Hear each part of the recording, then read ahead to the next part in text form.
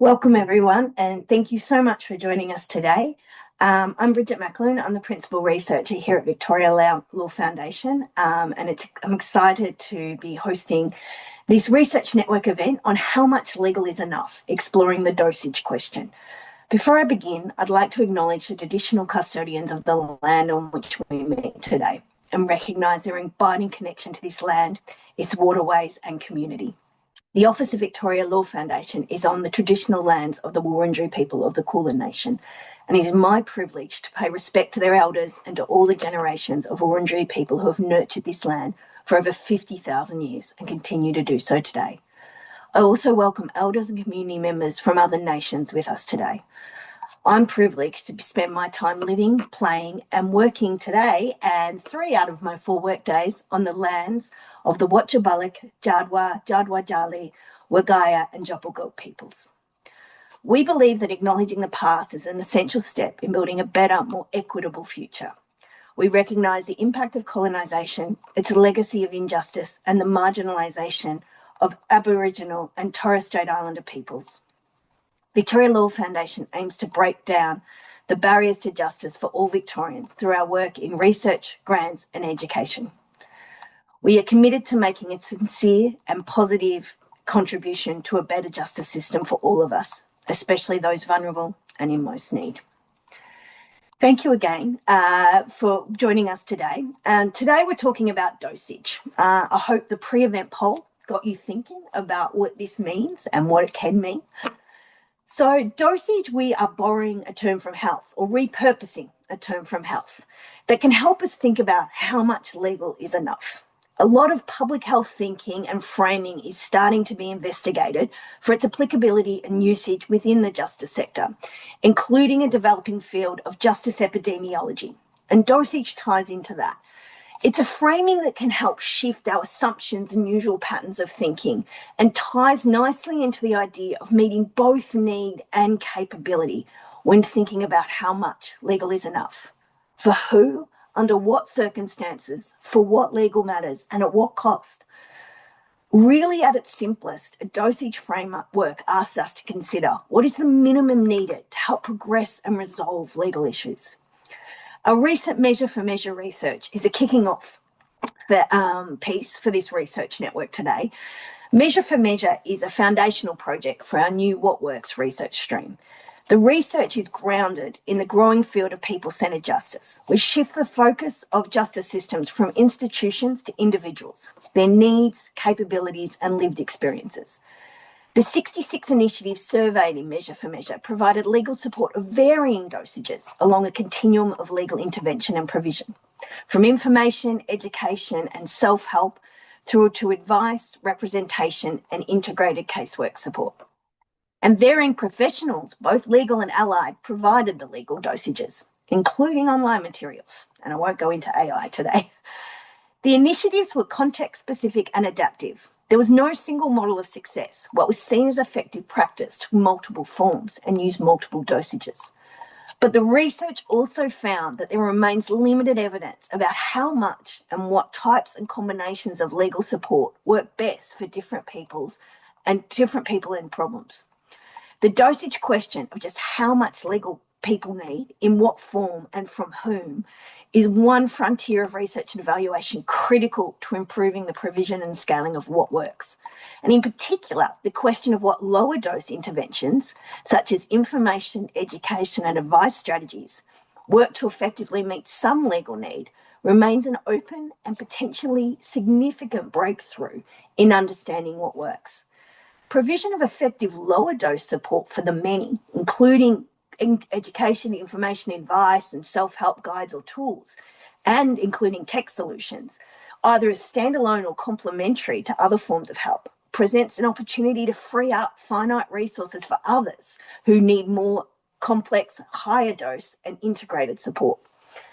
Instead of a continuum or the pyramid model of legal services, we can perhaps then think about legal assistance services in particular through a legal dosage model. A bit of a pick and mix, matching and combining from a suite of legal dosages based on a person's need, capability, circumstances, and the nature of the legal issue. or a Webster pack, to lean heavily into the medical example. It's not necessarily about one specific dose being a one-shot magic bullet, but it's about how we can best deploy a kit bag of legal assistance tools and supports that might be deployed more effectively and efficiently and in various combinations, including with non-legal strategies, to progress an individual's legal issue and ideally to ultimately achieve just resolution. You know, in simplistic terms, a combination could be like how I'm supposed to take a vitamin C dose or have a glass of orange juice to make my iron tablet work more effectively. When measuring a flexible pick and mix suite, success is no longer about moving a client from left to right along a continuum of service options or fitting clients into a specific box. It's instead about allocating efficiently and right sizing, getting triage right for need and capability, and getting the right mix of dosages to progress and resolve an individual's legal issue. It boils down, as always, to getting the right help in the right way at the right time. We are keen with this session to highlight different types of legal dosages, how evidence of effectiveness of these dosages is being collected, and to further explore and identify some of those gaps in our knowledge, areas we want to explore more. So we certainly don't have all the answers today. We've got a fabulous panel of three presenters today. Isla Siskovic, the Executive Manager of Legal Services and Principal Lawyer at In Touch Women's Legal Centre. Melanie Saunders, Measurement, Evaluation and Learning Lead at Justice Connect. And Katie Fraser, Manager of Data and Grants at Youth Law. Each panellist will speak for 10 minutes about an aspect of the topic, and then we'll open up for question answers and get some conversations going amongst the panellists. Please post your questions in a Q&A chat as we go, and you can also upvote others' questions. So I'm going to turn to our first speaker today and introduce Isla Siskovic. Isla leads a specialist team at the In Touch Women's Legal Centre, providing legal assistance to migrant and refugee women experiencing family violence. And she's an accredited specialist in family law with a strong commitment to equity and access to justice. In 2024, she was highly commended in the Prevention of Family Violence Award from the Victorian Multicultural Awards for Excellence. So thank you, Isla. Thank you, Bridget. Thank you. The idea of legal doses speaks directly to the Legal Pathways to Recovery project, in short, LPTR, and in its design and refinement over the project to allow access to basic and essential legal information that was essential to empower our clients, but also simple enough to be digestible in a webinar format. But before I begin my presentation, I also want to pay my respect to elders past and present and extend that respect to all First Nations people we work with. Now, before I get more into the Legal Pathways to Recovery Project, LPTR, I want to give you a snapshot of who we are at In Touch. So In Touch is a specialist family violence service for migrant and refugee women and supports them to escape and recover from family violence. In Touch has an embedded community legal centre within the organisation, and we work in an integrative practice model. Each client has a case manager providing case management, flexible support packaging, brokerage, along with legal and migration support. The case management is provided in language and in culture, and this is an important part of our service. Next slide, thank you. So Legal Pathways to Recovery, LPTR, was born out of both the need to provide alternative pathways to legal education and information to our clients, but also to empower our clients while reducing the waiting times of our legal advice clinics. The Legal Centre provides ongoing legal representation, legal education, policy and advocacy, and LPTR was a project that brings all of these areas together. The goal of this project was to strengthen access to justice for migrant and refugee women through providing more effective legal advice. Clients were able to improve their understanding of the legal landscape and how this applies to their issues. They would come into the advice sessions with context to be able to absorb more information and understand their situation from the legal perspective. Secondly, the aim was to empower clients in self-action. For many clients, they're not at the stage where they want to take specific action at the time of the advice appointments. They simply needed an understanding of the legal landscape in order to action that process themselves later on. And thirdly, by providing community education within migrant communities. So women do not keep this information and will share it within their communities, leading to greater awareness. The structure of InTouch was important to the project design, where case managers were able to refer the clients through the webinar topic that were relevant to specific needs. The webinars provided a complementary offering to support both case managers and lawyers. Importantly, the webinars needed to be designed to be culturally inclusive and trauma-informed. We designed the webinars knowing that our clients come from a diverse range of cultural experiences, that 91% of our clients speak a language other than English, and that our clients are suffering complex trauma or are fearful or have young children and are not comfortable or able to leave their house. Next slide. So how did we deliver the LPTR project?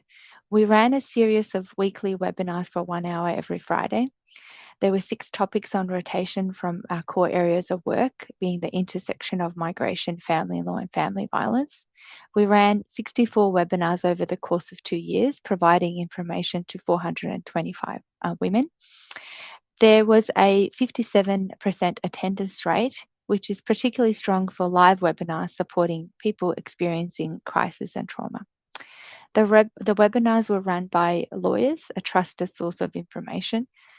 The webinars built in case studies and frequently asked questions so that participants could ask questions at the end of the sessions, and clients were able to access the sessions for free in the comfort of their own home, and this removed key accessibility barriers.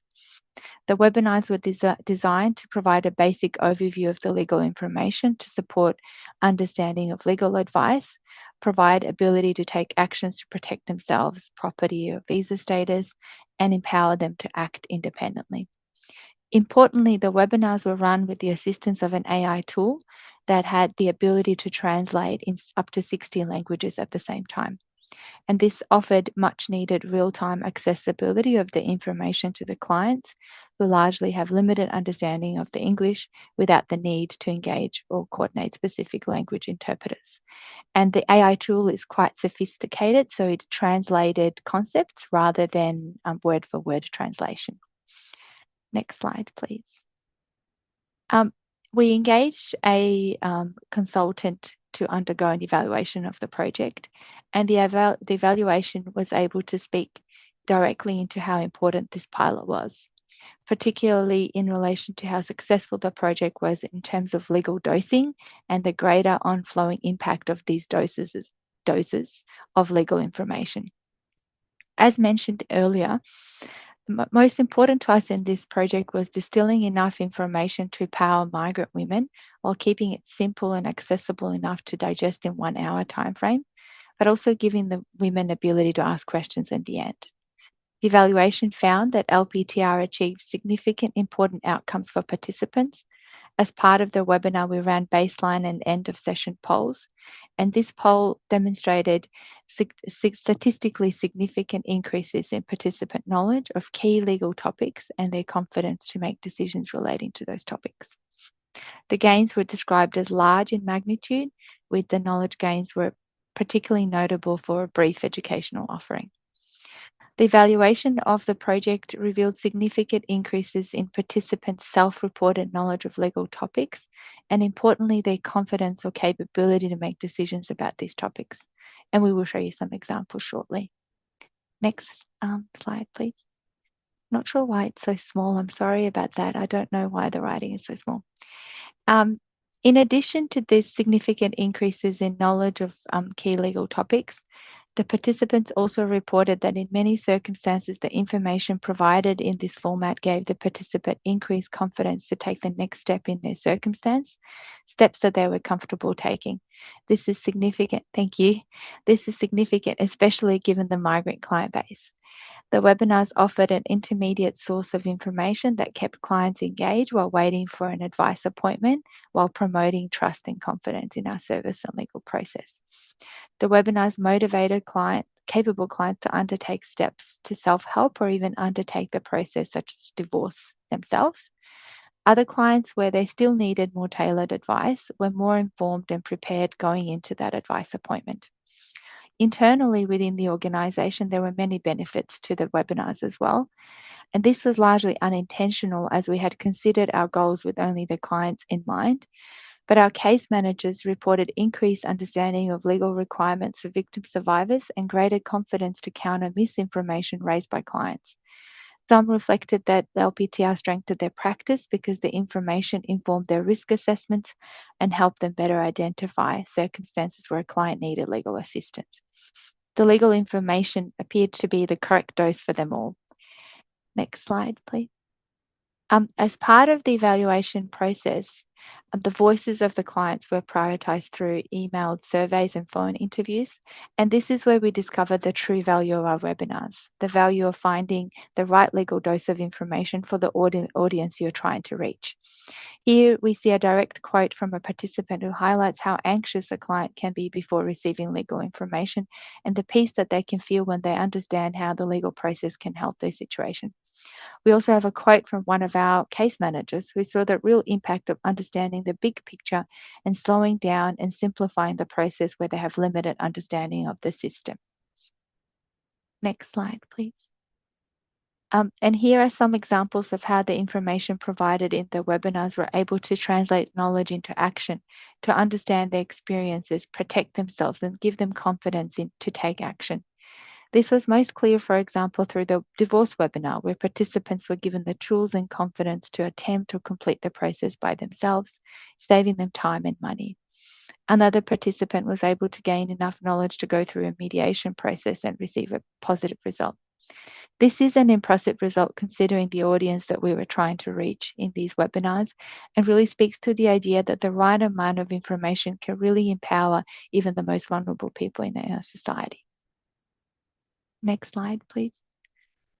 As I mentioned earlier, one of the unexpected benefits that we saw in this project was the internal benefits of increased collaboration and information between the teams at In Touch. Being an integrative practice with both social workers and lawyers, we are always looking for ways to create increased understanding between the teams and a common way of working. This is particularly important given the migrant client base and their vulnerability to misinformation. We can see how impactful this is in this quote from a staff member. Next slide, please. Now, I want to point to the critical success factors, and we put the success of this project down to the right doses, not just of information, but to other doses we added to the webinars, being firstly, the webinars created a safe and accessible space for women who might not be able to find information or be safe to leave their house. They were able to access the webinars anonymously online. The webinars came from a lawyer, a trusted source from a trusted organisation, delivered in a way that used simple language that they could understand. And the webinars were delivered in real time in responsive format, which allowed them to feel heard in their language and where they could ask a question if they wanted to. Next slide. The key takeaway for us at In Touch, the experience of running these webinars allowed us to support our clients in a new and accessible way. It supported their knowledge and increased their sense of agency. Where they had a legal advice appointment upcoming, it gave them a foundation of information so they could get more out of the advice instead of feeling overwhelmed. The project also delivered outcomes for victim survivors of family violence in terms of their safety and emotional and financial well-being. And that's the end of my presentation. I'm so grateful to the Victorian Law Foundation for their support in bringing this project to life and partnering with us to strengthen access to justice for migrant women who are some of the most vulnerable and isolated in our society. Over to you, Bridget. Thank you so much. That was such a wonderful presentation and a wonderful example of how dosage can work in different ways for different people, helping some to get to self-help, support their self-help, and complementing services in other ways. And I think the theme of trust in delivering dosages is so critical and was a strong theme of our Measure for Measure research. So thank you so much. I'd like to turn now to our next speaker, Melanie Saunders from Justice Connect. Melanie brings a background in applied and academic legal research to a role at Justice Connect, where she's led research into the complex pathways to legal support and the enhancement of person-centred justice. Her latest work considers the effectiveness of online legal self-help resources, proposing new approaches to evaluating impact and improving resource design. So over to you, Mel. Thanks. Thank you so much for that introduction, Bridget. Firstly, I would like to join Bridget and Isla and acknowledge that I'm joining today from the lands of the Wurundjeri people. and acknowledge elders past and present, as well as any First Nations people who may be joining us for today's research network. As Bridget said, my name's Mel. I'm Justice Connect's Measurement, Evaluation and Learning Lead, and I'm really pleased to participate in today's discussion and share with you some of the ways that we at Justice Connect think about legal dosages, something that internally we sometimes refer to as service intensity as well. Let me just change this. Oh, Leon, if we could move to the next slide, please. Sorry. Thank you.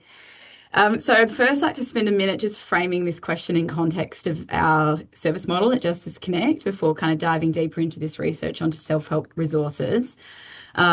So as it will be no surprise to many of you here today, I'm sure, by some estimations, 1 in 2 people across Australia face a legal problem every year. And as we discovered through the Pulse study, something like 78% of people with justiciable legal problems experience that need as unmet.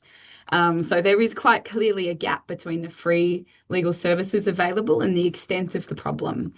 And we're grappling with this problem in the sector in the context of a sector that is stretched with uneven funding and related insecurities, while knowing, from recent work from VLSBC that kind of lawyer and community sector staff wellbeing continues to require attention and focus.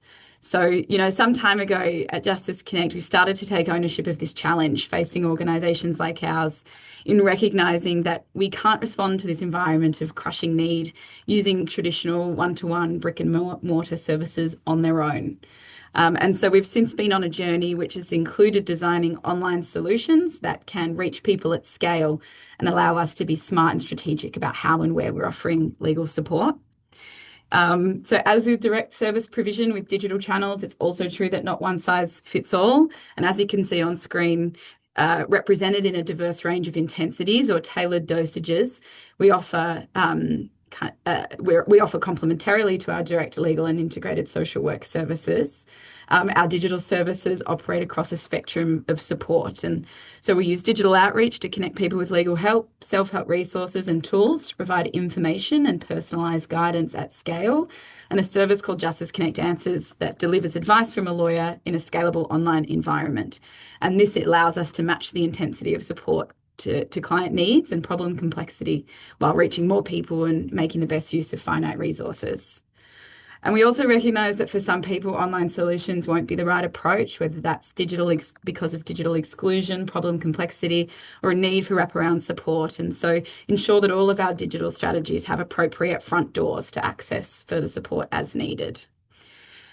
And because we've kind of taken this approach as one of our key strategies, it's important that our approach meets people where they are, responds to changing consumer expectations and needs, and ensures that rather than a static approach, we adopt a kind of strategic and person-centered lens to what we design and deploy. And this is kind of one of the motivations behind our research project that I'll discuss today. If we could change slides, please, Leon. So this research had 2 areas that we hope to investigate. So to understand whether and how resources effectively help people address legal problems on their own, and to identify practical design improvements that could increase the impact of resources in a low-lift way. And we also wanted to understand how we could measure resource effectiveness in an ongoing way to enable continuous improvement. So are resources effective? How do they do it? What practically can we do differently? And how might we measure it properly? This research took place in 2 phases, involved over 200 participants. So first we surveyed, interviewed and conducted simulated problem-solving activities with resource users to understand how resources support outcomes and where they fall short. And in parallel, surveyed lawyers to explore how providers think about resource design and effectiveness. And then we secondly developed prototype improvements based on those findings and tested them with users to understand kind of how design interventions were working. Next slide, please, Leon. So our methodology was designed to kind of grapple with a key challenge in evaluating low dosage and asynchronously developed legal support, which is how we attribute changes or improvements to resources to outcomes experienced by the users. So there are kind of 2 key ways that services tend to evaluate and monitor their legal information resources, as on screen now. And the first is this emphasis on usability. So point-in-time ratings provided by users that tell us how easy or challenging a resource was for them to engage with. The advantages of this approach is that point-in-time measurement allows for all of our users to be provided an option to be surveyed, meaning we capture more feedback. And the second approach, also on screen, is emphasises the legal outcomes someone's able to achieve through using resources. This information is generally kind of longitudinal. We gather really rich information, but it's much harder to get. I mean, firstly, there's the very practical challenge of who do we ask to provide feedback if a resource is online. We don't always know who was using them. And then there's some additional complications demonstrating that it was the resource that led to the outcome, without kind of other counterfactual testing. So what we wanted to do here is take the pros from each method, figure out how we might introduce a measure at the point in time that would indicate credibly and based on evidence that we could capture through the project that there was a greater chance through use a user had improved outcomes. Thanks, Leon. So we were able to identify a chain of transformations on the part of a resource user that was linked to stronger performance against simulated legal activities and then validated through in-depth study with resource users. So this pathway starts where you might expect it to, at comprehension, which is kind of that point where users are actively understanding legal information communicated through a resource. So we found a pretty clearly defined link between whether a resource performed well in point-of-time usability metrics and whether the user objectively understood the legal information or completed activities successfully. So this tells us that how we're communicating ideas, presenting information, controlling for device use, and formatting our resource does matter. It directly informs whether a user is able to understand information. And it also gives us our first clue that we can measure transformations experienced by users at the point of use. The second, if we could move to the next slide, Leon, thank you. The second, and I think perhaps most important part of this journey from usability to outcomes was confidence. So confidence, a component of many legal capability frameworks. It's kind of an internalized emotional state experienced by a user, relates to whether they feel confident in their understanding of information and whether they feel confident to take next steps on their own. So for our participants, we were able to measure this in these simulated activities and then observe it through our interviews. And it was that moment where an inability or cautiousness to navigate a trade-off transformed into capability and enablement. And it was essential to the process. Without it, it was critical. People were prevented from taking steps. Finally, we were able to measure confidence leads to action readiness. And through confidence, users can apply their knowledge, leverage their understanding towards outcomes. Because we were able to measure confidence through a metric, we were then able to kind of compare it to other variables going on to try and isolate what was causing a user to become confident. There was a range of things we looked at: static user factors, demographics, prior problem experience. And we found that it was the resource itself, how it was designed, was the biggest defining influence when it came to whether or not a user felt confident to act. So this really puts that question of responsibility into focus, we think, and tells us that it's our responsibility as resource providers to design an effective resource.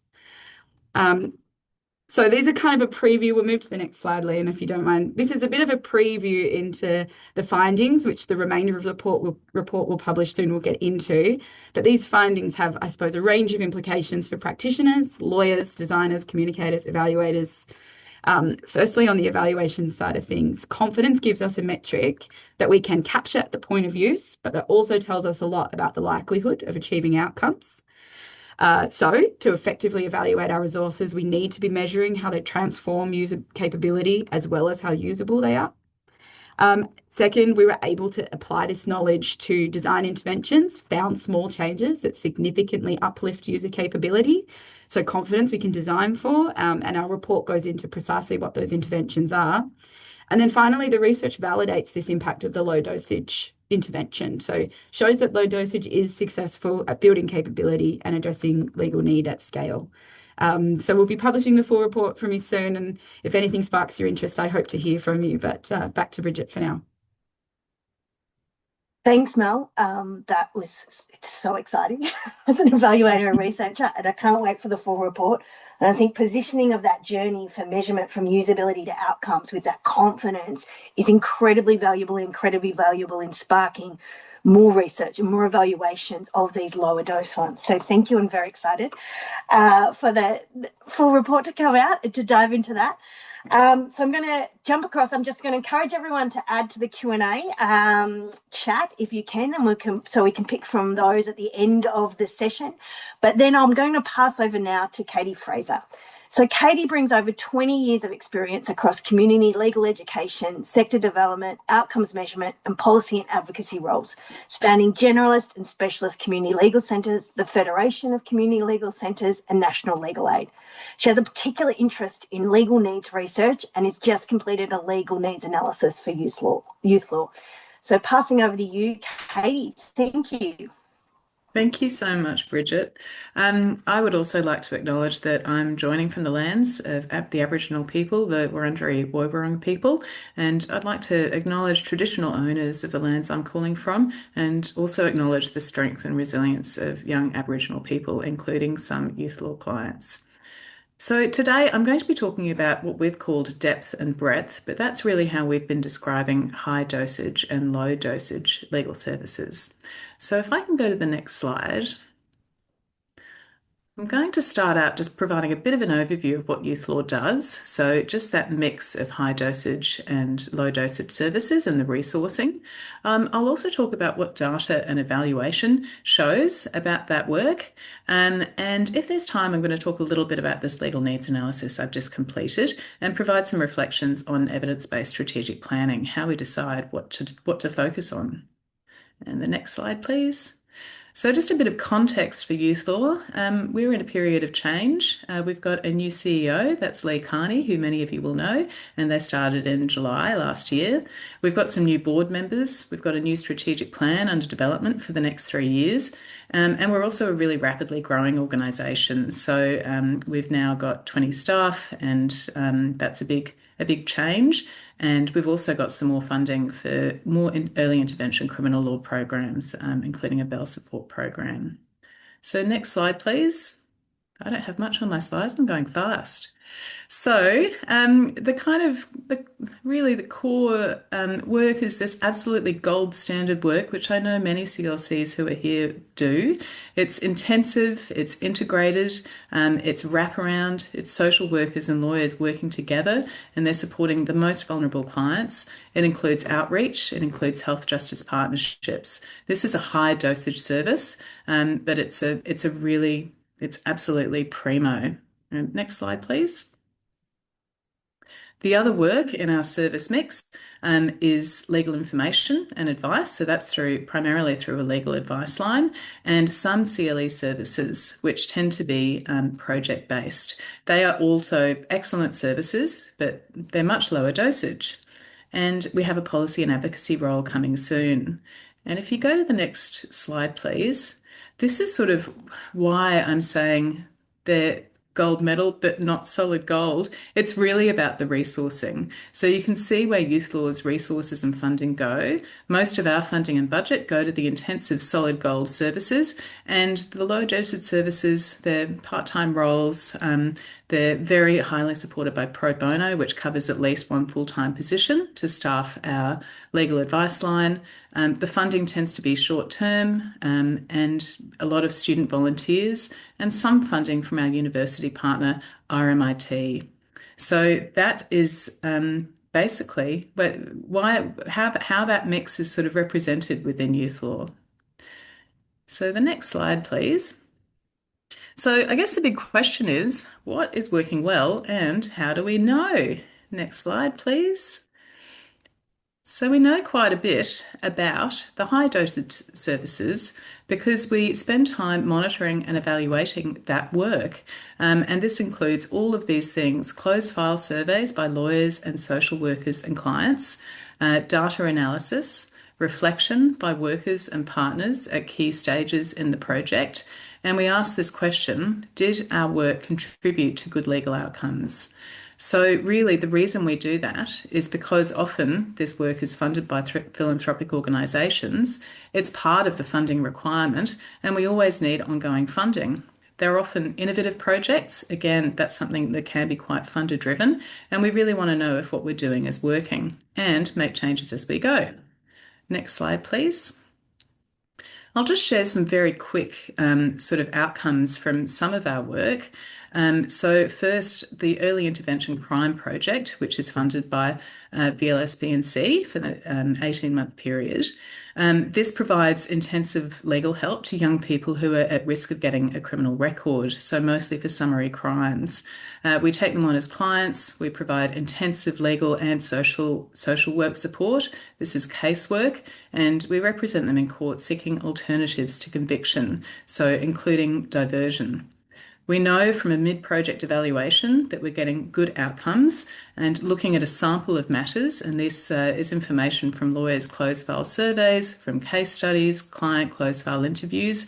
We know that in these matters that we took on, 94% of the clients, their criminal charges resulted in diversion or caution or withdrawal. So that is avoiding criminalisation, that big outcome we're looking for.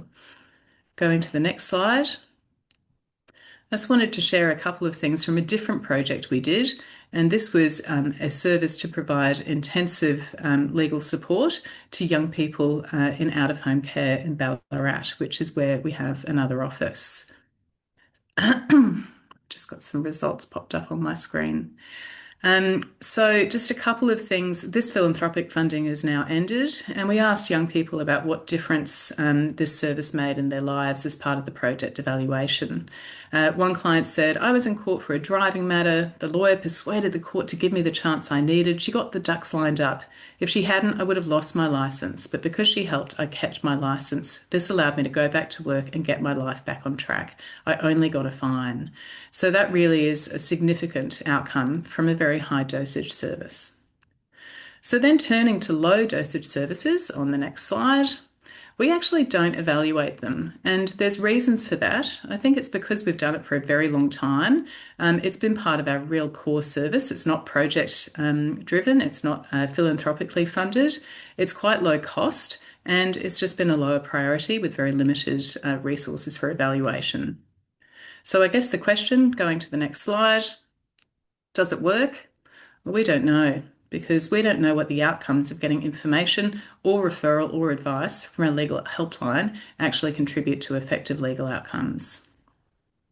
So going to the next slide, we also wanted to look at our service reach for low and high dosage services. And so that's why I've done some work on a legal needs analysis to look at what youth law reaches and what the gaps are. So this included interviews with young people conducted by all staff, data analysis of who we see, some research to identify gaps, and that included statewide CLC data, research from the Victoria Law Foundation, data from the Victoria Law Foundation of locations of legal need in Victoria. This is just a little bit about what young people tell us they want, which I might let people look at on their own because I know I'm a bit short on time. And this is a little kind of snapshot of some of the numbers. So you can just see that the legal helpline there, I'm sorry, next slide after that, thank you. The number of services through our legal helpline is much, much higher than the number of services through some of those more intensive projects, including our legal service for children who've exited out-of-home care and our family violence service for adolescents using family violence. If we go to the next page, you'll just see, again, our service reach for high dosage, it's pretty narrow. We met a very small piece of the legal need. And if you go to the next slide again, you'll see our service reach and impact for low dosage. We don't really know, because for the majority of people who are calling us, they're really getting an information or a referral, so we don't ask them where they're calling from. If you go to the next slide, just talking about next steps. We're going to take all of this information and we're going to use it as evidence to inform our strategic planning process. Evaluations told us what works. We know what we don't know. There isn't evaluation of those low dosage services. Legal needs analysis and data has captured some of what we know about reach and also the limits of our reach. There are some things we can't control, including our existing funding mix, which is tied to projects. And there's some things that we really want to preserve, which is our staff. And some things are coming at Youth Law, including funding for communications and policy and advocacy. And I think that is going to shift the kind of work that we choose to prioritise. So where we're at, we're going to focus on breadth and depth. We want to provide both high and low dosage services because we believe that the high dosage services can still make a difference. But for next steps for low dosage, really is evaluate, innovate, find the money, and also really explore some of those new ways to provide breadth services. For example, chatbots, AI, more CLE, getting into the school curriculum, and to find the money to support some of that information. And I guess my final message for everyone on the last slide is just keep asking. What works? Because if we don't know, we can't make some of those strategic decisions. So depth, breadth, what is the impact of each of those services in your service mix at your CLC? Thanks, Bridge. Thanks, Katie. That was wonderful. And I think that breadth and depth is a really nice summary of the complex service decisions we need to make and how dosage really talks to those. And I think, when considering that, it's sort of bringing in that complementarity and that it's not low or high, but how do we bring that mix? And to your question, I also would love to add another question. I always love to ask what works, but so what? So what, we're delivering all these services to what end? Sort of a bit of provocative question to keep people moving. So everyone, we're going to open up for questions and answers in a sec, but before then, we're going to put another poll up just to get people thinking. And there's also an optional text entry so the polls, is dosage a useful concept for thinking about levels and amounts of legal assistance? Why or why not? What else should we consider? So we'd love your answers to be popped up on the screen, and also consider any other Q&As to add, and then we'll turn over in a minute or so. We'll come back to the Q&A for everyone. Thank you.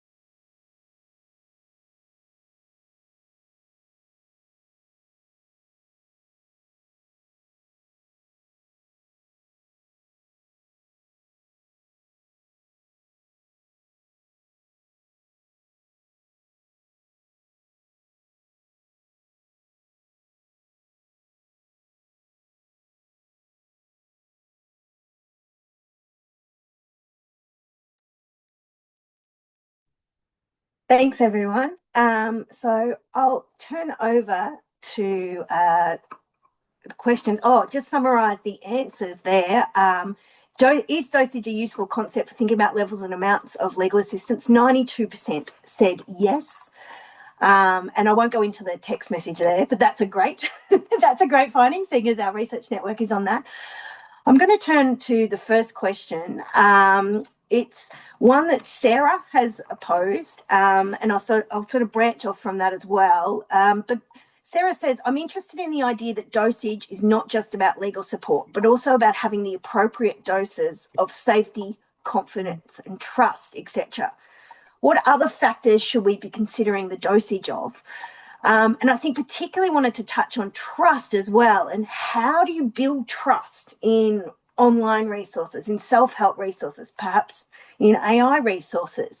I know Isola talked a little bit about trust, but I might first go to Mel to have a go about what other things do we need to consider about doses, and particularly thinking about trust and how we build that, and then I'll get everyone else to have an answer. So Mel, would you like to have a first go at answering that question? Thanks, Bridget, and thank you for the question. Yeah, I think particularly as we learn more and more about legal capability and all of the things that it comprises and how it influences problem solving, a lot of factors really do come to the fore. I think in our research, confidence is one that we really highlighted, but trust too is very important. And I think in terms of the trust part of that question, Bridget, we found that trust was both something that was very important to resource users and informed their engagement with this low dosage help. It's also something that could be influenced by us as resource providers through how we presented information. So there are a few elements to that: plain language, trauma-informed approaches, encouraging people's existing strengths whilst, prompting growth and learning and knowledge is really impactful. We found feedback mechanisms have a really big impact on building trust, not just for us to get information, but also for people to see, our users to see cycles of learning and implementation, and then clarity about scope, being realistic about what we're offering, also had an impact. So I think with trust, confidence, other capabilities, just like report building and one-to-one services, there are ways that we can kind of foster rapport, build these other senses of security, safety, trust, capability, and that has a really big impact on how impactful legal information is for users. Thank you. Isla, I might go to you now. And I know you raised the idea of trust, but what else do you think is critical, or the idea that dosage is not just about legal support? There's safety, confidence, trust. What else do you think other factors should we can be considering the dosage of alongside that legal support? I think really understanding what your audience is and what they're going through. So why do they need trust? It's because they have a fear of something. And so what is the situation that they're really in, and understanding those drivers and really addressing those fear drivers. So for us, we are a specialist service. We really know our clients and we know what they're going through. So in designing these webinars, we really sort of looked at the top 5-10 questions that they had or fears, and we made sure that the webinars address those. And I think that's really how you build trust, by really being responsive and knowing what they need to know at that time, and speaking with confidence and saying to them, well, this is the next step. We know you're scared. We know this is what's been said to you, but here's actually what the reality is. And I think that's how you really build trust, and that's how the webinar or dosages are effective. Thank you.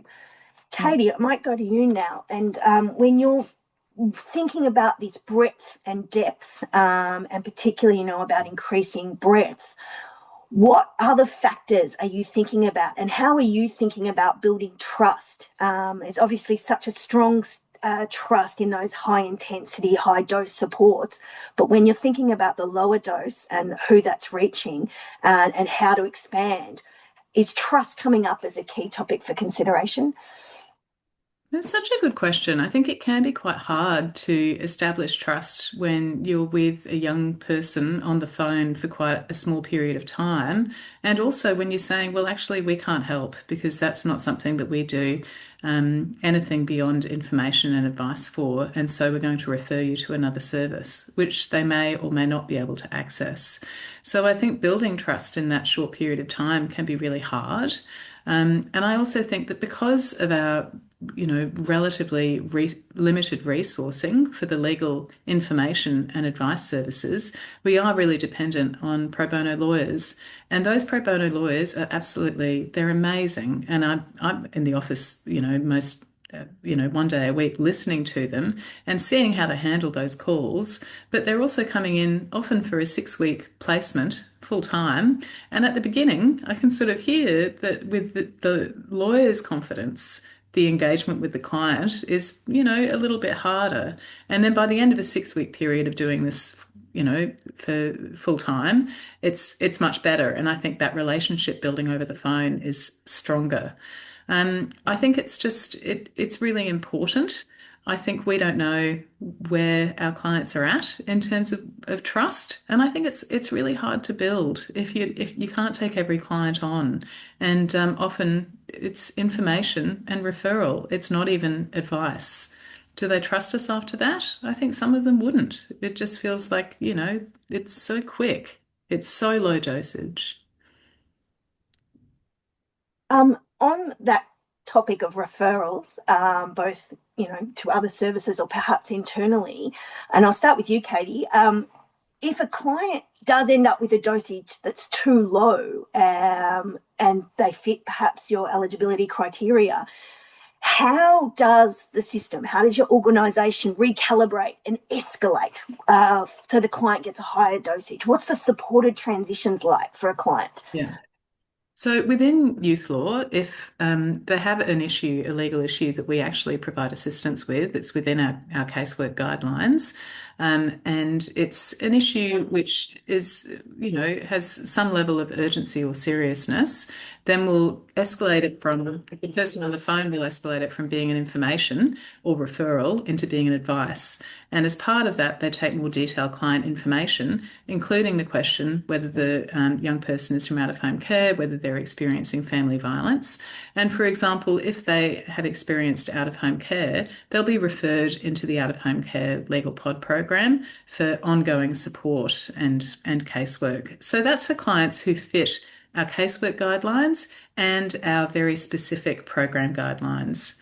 If they don't fit our casework guidelines, then really it is mostly information. If they're very, very vulnerable, then they might get some advice and that will be referred into a lawyer.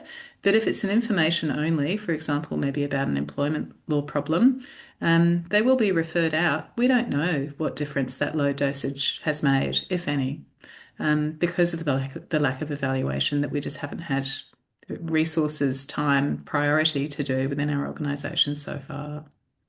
Does that Thanks, answer your Katie. question? Yes, thank you. And Mel, I might go to you now about this escalation of dosage, particularly when people, I guess, are self-triaging or self-dosing with self-help resources. How in Justice Connect is it considered about the escalation to a higher dose, and how do people self-escalate from a self-help resource to perhaps more intense support if they need it? Yeah, thank you. I mean, it's both a simple answer and not one, which is that in the context of the various different online services offered and range of services, delivering kind of a person-centered service is going to depend on who the client is and how our service is designed to help them. In the context of our resources and particularly the interventions we were testing through this project, we really sought to respond to the kind of strengths of our users that we were able to observe, which was engaged, agentic consumption of information, and really acknowledging that for the users of our resources and their particular circumstances, the best way to support transitions between dose was to enable those behaviours. So all of our resources have calls to actions to higher doses. Those calls to action are not just links or go here, click this button. They provide context, explanations of why you might make this choice to click the link, what will happen when you do, to really kind of enable or try and support this kind of self-driven dosage that happens when you're doing an asynchronous service like an online information resources. And then when we kind of get a bit more personalised, and perhaps our service Justice Connect Answers is a good example of this. So Justice Connect Answers is an online legal advice platform staffed by volunteer lawyers. Users ask legal questions, receive a written legal advice. And the question of escalation was something we really grappled with when designing that services. And so built into that service at every point of a user's journey is both human oversight and then also this kind of supported transition work. So not just kind of the ethos of how we run it, but hard coded into the platform is escalation, triaging, guidance. So I think when you're delivering an asynchronous service, it's difficult, but it's about being present, designing for your user in mind, doing what you can. Thank you. Isla, I wanted to see if you had anything further to add about the calibration of dosages and the recalibration if someone's getting too low a dose within your service. I think the first point for us is really working with the case manager and, providing secondary consultation and making sure that that triage is correct in the first place, and referral to webinars or referral for a legal advice appointment. And then with us, escalating that would be, we do a lot of warm referrals if we're not able to assist. So we might, hand and provide a handover to another service. And if we're not able to assist, we also provide legal information. I tend to give legal advice and then always follow that up in writing with emails, and then trying to sort of navigate the client to the best service that we can. It is very difficult and it is very tricky because, often your services are limited. And so it's really trying to, the way I like to think about it is, if I'm not able to help someone, at least they can leave away from that appointment much better informed with the next step. What's the next step they need to do? That's how I think of it as legal dosages. Thank you very much. And I think I need to wrap up now, unfortunately. We had such great presentations, but we could always do more Q&A time. But unfortunately today I need to wrap up. I need to first of all thank so much my three speakers, Isla, Mal and Katie. It was so wonderful to have you here today and to be talking about dosage from different perspectives and different angles. I think hopefully this idea of dosage has sparked some interest, this repositioning, and sparked some interest in what works as a way of understanding what works for who, how to calibrate, complement, augment services with different doses, that it's not all about one type of dose for one person, but it's about that mix and matching and the complementarity, how much it opens up then for more research and evaluation questions. I know one of the questions was, do we need funding and resources for low dose evaluations? And I couldn't agree more. Yes, we do. Because I think the lower dose resources and how they not just solve, but maybe get to the next step, get that confidence to take action, take that next step, could really crack open a whole range of answers and evidence that we need to better scale those solutions that work. So I think that, thank you again. The next steps are before the Zoom closes, there'll be an exit poll. If you could please fill that in, that'll be sort of coming up, a post event will pop up. So if you could spare a couple of minutes to fill that out, and we're also going to send a follow-up email with some resources, some of the presentations, if we're able to share those, and some further questions. So please, as a research and evaluator, be great if we could get your answers both to the immediate pop-up poll and the email afterwards.